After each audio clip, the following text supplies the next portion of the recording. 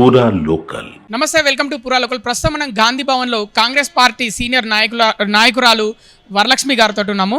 చెప్పండి, BRS MLC కవిత కాంగ్రెస్ పార్టీని ఎండగడతాము, బీసీలకు 42% రిజర్వేషన్లు కల్పించడం లేదు అని వ్యాఖ్యలు చేశారు.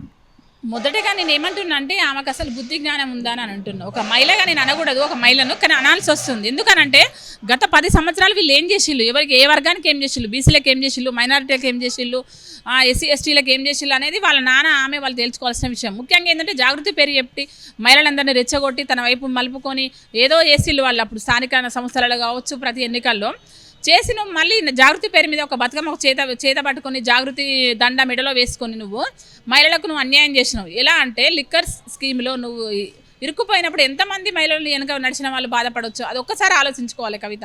ఈరోజు మళ్ళీ బీసీ నినాదం ఎత్తుకొని మళ్ళీ ధర్నాలు చేసినంత మాత్రాన తెలంగాణ రాష్ట్రంలో ఉన్న మహిళలు ఎవరూ ఆమెను విశ్వసించరు. ఒకటే చెప్తున్నాం, ఆమె కవిత కానీ కేసీఆర్ కానీ కేటీఆర్ కానీ ఒక్కసారి వాళ్ళు ఆలోచించుకోవాలి.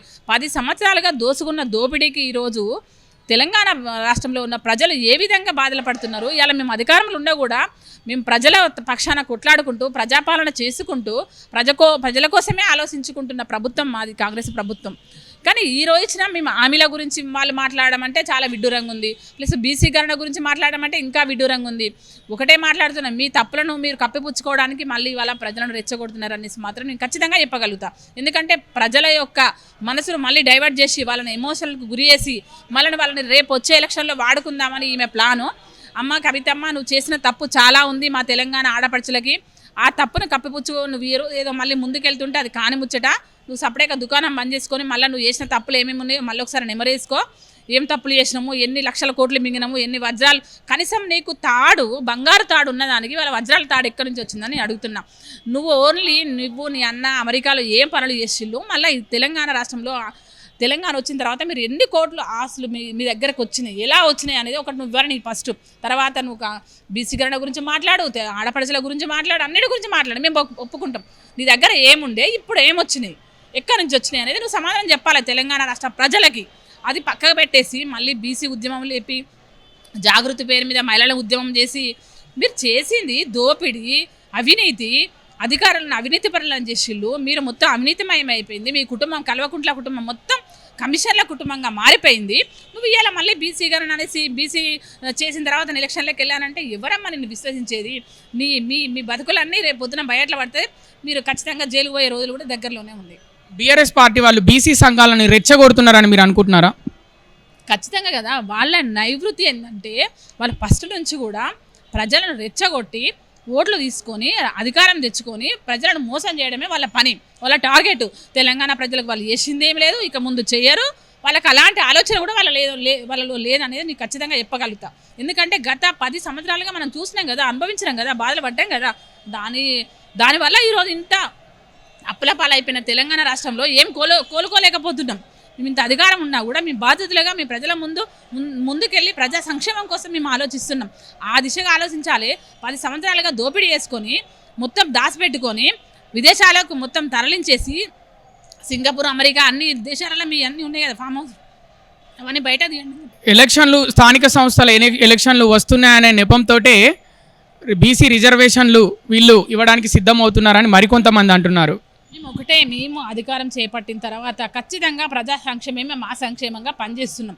మాకు ఇవాళ బీసీలకు న్యాయం చేయాలన్నా కాంగ్రెస్ పార్టీయే, పిల్లలకు న్యాయం చేయాలన్నా కాంగ్రెస్ పార్టీయే, ఏ వర్గానికి న్యాయం చేయాలన్నా కాంగ్రెస్ పార్టీయే ముందుంటుంది.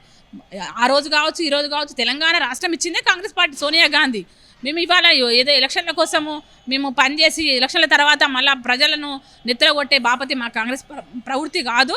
అది మీ ఉద్దేశము, మీ నైవృత్తి కూడా అదే. కాబట్టి మీరు జాగ్రత్తగా ఇక ముందైనా ప్రజల లోపలికి వెళ్ళేటప్పుడు వాస్తవాలు మాట్లాడండి. మీరు ఏం చేసిల్లో మళ్ళీ చెప్పండి. మీరు ఏం చేయలేకపోయారు, ఎన్ని హామీలు ఇచ్చిళ్ళు తెలంగాణ రాష్ట్రానికి, నిరుద్యోగుల సమస్య ఏంది, పెద్దవాళ్ళ సమస్య ఏంది, ప్రతి ఒక్కరి దోపిడీ వేసుకొని మీ అకౌంట్లో వేసుకుని ఆ డబ్బులు వేసి మీరు మాట్లాడాల్సిన అవసరం ఉందని నేను చెప్తున్నాను. చివరి ప్రశ్న, అసెంబ్లీ ఎన్నికల్లో ఒక్క సీటు కూడా గెలుచుకోలేదు హైదరాబాద్లో. కార్పొరేషన్ ఎలక్షన్లో చిత్తుగా కాంగ్రెస్ పార్టీని ఓడిస్తాం, వాళ్ళ ప్రభుత్వం ఇక్కడే నడుస్తున్నప్పటికీ కూడా చిత్తుగా ఓడిస్తామని ప్రతిపక్షాలు అంటున్నాయి. వాళ్ళు కళలుగా అంటున్నారు. ఆ కళలన్నీ కళలే అయిపోతాయి తప్ప అవి నెరవేరవు. ఎందుకంటే వాళ్ళ తప్పులు ఉన్నాయి. ఆ రోజు కావచ్చు, మొన్న ఎలక్షన్ లోపల ఒక్క సీటు కూడా ఎమ్మెల్యే సీటు దక్కించుకోలేదనే దానికి ఒకటే కారణం, మీరు చేసిన అవినీతి ఇక్కడ హైదరాబాద్ అంటే సిటీ గ్రేటర్ హైదరాబాద్లో ఉన్న కార్పొరేటర్లు అవినీతి పరులు లైన్లు అనేసి నేను అంట ఖచ్చితంగా చెప్పగలుగుతాను. ఎందుకంటే ఆ కొద్దో గొప్ప అంటే నీతి నిజాయితీ ఉన్నారు, మిగతా వాళ్ళంత అవినీతిలో ఇరుక్కున్నారు. కాబట్టి మీ తరపునే వాళ్ళు పనిచేసిళ్ళు. ఆ ఓటర్స్ కూడా ఇక్కడ ఉండే గ్రేటర్ హైదరాబాద్ పరిధిలో అన్ని రాష్ట్రాల నుంచి ఉండే ప్రజలు ఇక్కడ ఉంటారు. వాళ్ళకు వాస్తవిక పరిస్థితులే వాళ్ళకి తెలియవు, ప్రజెంట్ ఏం జరుగుతుందో వాళ్ళు చూసిళ్ళు. కాకపోతే ఇప్పుడు ఈ ప్రజెంట్ సిచ్యువేషన్ కూడా వాళ్ళు గ్రహిస్తారు. ఖచ్చితంగా కాంగ్రెస్ పార్టీకి పట్టం కడతారు రేపు రాబోయే ఎలక్షన్లలో.